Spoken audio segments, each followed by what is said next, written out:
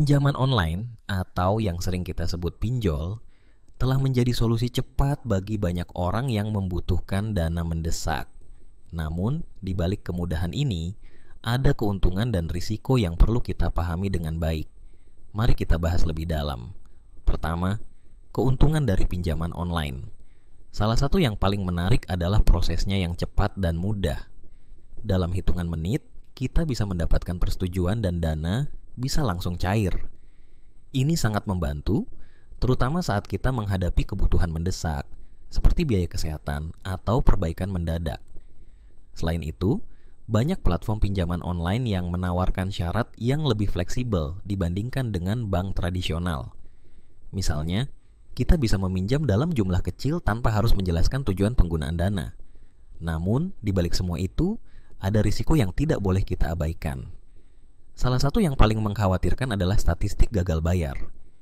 Menurut data OJK, tingkat gagal bayar pinjaman online cukup tinggi, mencapai 30% di beberapa platform. Ini berarti 1 dari 3 orang yang meminjam tidak mampu membayar kembali.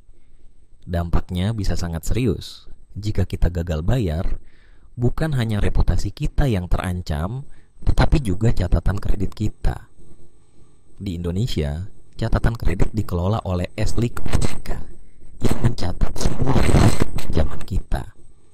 Jika kita terlambat atau gagal bayar, informasi ini akan tercatat dan bisa mempengaruhi kemampuan kita untuk mendapatkan pinjaman di masa depan.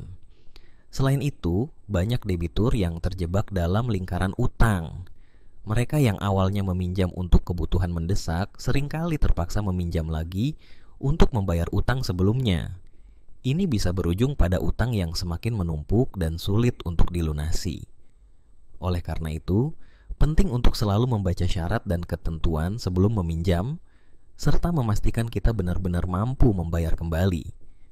Satu hal yang perlu diingat adalah, meskipun pinjaman online menawarkan kemudahan, kita harus bijak dalam menggunakannya. Pastikan untuk meminjam hanya jika benar-benar diperlukan dan memiliki rencana untuk membayar kembali.